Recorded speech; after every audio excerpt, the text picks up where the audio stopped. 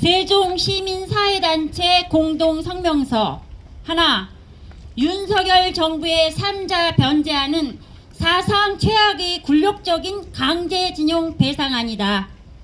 윤석열 정부가 지난 1월 12일 국회의원 회관에서 열린 일제 강제동원 해법 논의를 위한 공개 토론회에서 일제 강제동원 배상 문제와 관련한 일본 기업 및 정부의 사과와 배상 문제에 대해 밝혔던 제3자 대위 변제 방안을 3월 6일에 확정 공식 발표했다. 제3자 변제안의 핵심 내용은 행정안전부 산하, 포스코, 한국전력, 코레일 등 공기업 16곳을 1965년에 체결된 한일 청구권 협정에 의거한 수혜 기업이라면서 이들 국내 공기업의 기부금으로 강제동원 피해자들에게 먼저 배상하고 이후에 일본 기업이 참여를 도모하겠다는 것이다. 전범국 일본과 전범기업 모두에게 국가는 물론 개인의 정당한 피해 배상도 원천 봉쇄하겠다고 정부가 먼저 나서서 면죄부를 주는 격이다. 지난 2018년 대법원 판결로 미쓰비시 중공업과 일본제철 두 전범 기업이 배상 의무를 지게 되었지만 일본 정부는 1965년 한일 청구권 협정으로 강제징용 배상이 책임이 끝난다는 입장을 고수하면서 두 전범 기업은 배상금 지급을 이행하지 않았다. 국내 자산 강제 집행 절차까지 요청되었으나 시간만 흘렀다. 윤석열 정부는 출범 직후인 지난해 7월 외교적 노력을 강조하며 사법부 결정을 보류해달라는 취지의 의견서를 법원에 제출했다. 당연히 배상 집행은 계속 미뤄져 왔고 이번 정부 발표로 인해 일본 전범 기업의 배상 책임은 완전히 물 건너간 셈이다. 윤석열 정부는 한일 양국이 각각 전국경제인연합회와 게이달렌이 미래청년기금을 공동으로 조성해 운영하는 방안을 마련 중이라고 했지만 이 기금에 일본 전범기업의 참여는 없는 것으로 알려졌다. 오히려 일본 기시다 총리는 지난 1월 윤석열 정부의 소위 해법안이 발표되자마자 외교 당국 차원에서 강제동원 배상 문제를 모두 정리해야 한일 정상회담이 열릴 수 있다는 적반하장격 으름장을 놓았다. 이 입장의 핵심은 일본 기시다 총리가 직접 과거사에 대한 사죄나 반성의 뜻을 밝히는 것은 앞으로도 전혀 고려하지 않겠다는 것이다. 일본은 지난 1938년부터 모집, 관, 알선 진영 등으로 형태를 바꿔가면서 조선인을 강제 동원됐다. 국내를 비롯해 일본과 사할린, 남양군도 등으로 800만 명 이상이 끌려갔다. 이 중 최소 60만 명 이상은 죽거나 행방불명됐다. 규모나 내용 면에서 전 세계 전생사에도 압도적인 강제징용 사례이다. 또한 생존 피해자 3명은 모두 정부 해법에 반대하고 있으며 양금덕 할머니는 자국에서 받는 돈은 굶어 죽어도 필요 없고 일본을 제대로 된 사죄와 배상만을 요구할 뿐이라며 반대 입장을 명확히 하고 있다. 상황이 이러함에도 윤석열 정부는 실체도 방안도 제시하지 못하는 일본 정부의 성의 있는 호응을 거론하면서 미래지향적인 외교라는 망발을 하고 있다.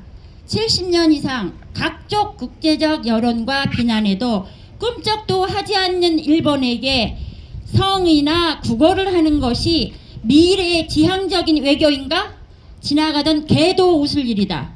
세종시는 세종시 평화의 소녀상 조례에 따라 즉각적인 평화비 보호 조치를 강구하라. 윤석열 정부는 지난 2022년 11월 6일 사상 처음으로 한국 해군이 자위대 관함식에서 우길기에 경례하도록 조치하는가 하면 지난 2월 22일 독도 강점 118주년을 기념하는 일본 정부의 다케시마의 날에도 독도 인근 동해에서 일본해라고 적힌 지도를 펼쳐놓고 한미일 연합군사훈련을 일본 자위대와 함께 진행했다. 그것도 모자라 이제는 일본이 반인륜 전쟁 범죄의 면죄부까지 주려고 한다. 취임 1년도 되지 않아 친일 매국도 모자라 주권을 통째로 떠넘길 판이다. 지난 3월 1일에는 세종시 호수공원에 위치한 평화의 소녀상에 대한 우회가 발견되었다. 역사를 잊은 민족에게 미래는 없다는 글귀가 수놓인 망토와 모자의 누군가에 위에서 총 6군데를 날카롭게 찢어 놓았다. 선열들이 피 흘리며 쓰러져 가면서도 대한독립 만세를 외친 3월 1일에 일장기를 버젓이 내거는 일까지 세종시에서 진행되었다. 참으로 수치스럽고 침통한 일이다. 그것도 모자라 오늘 오후에는 소녀상 철구를 요구하는 집회가 이곳 세종시에서 열린다고 한다. 그들은 일대 강점기 시대 기록 어디에도 위안부 강제 동원은 없었고 미래지향적인 한일 협력 관계를 위해 위안부 소녀상은 철거해야 한다는 것이다. 그들이 말하는 기록은 일제식민 지배 36년간 한반도 전역의 군사, 행정을 완전히 장악한 일본 제국주의가 남긴 기록일 뿐이다.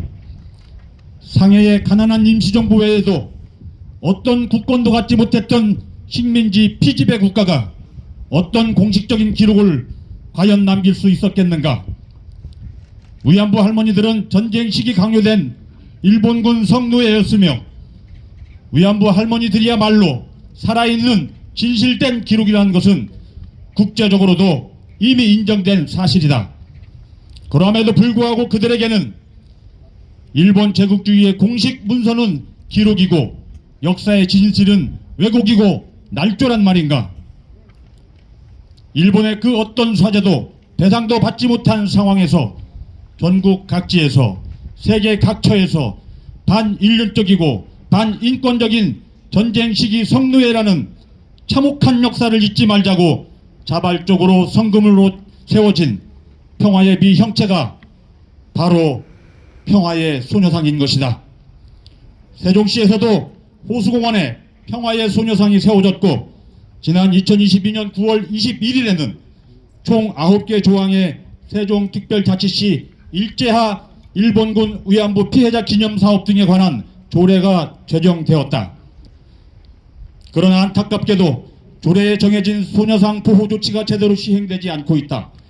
오늘 이 자리에 모인 우리는 요구한다. 세종시는 그릇된 역사 왜곡과 보수 우익단체들의 위협에 노출된 평화의 소녀상 보호 조치를 즉각 시행하라. 소녀상을 직관할 수 있는 CCTV 설치를 비롯해서 조례에 명시된 실질적인 소녀상 보호 조치를 즉각 시행하라. 역사를 잊은 민족에게 미래는 없다는 글귀가 세상 선명하게 가슴에 박히는 참으로 아프고 통탄스러운 시국입니다.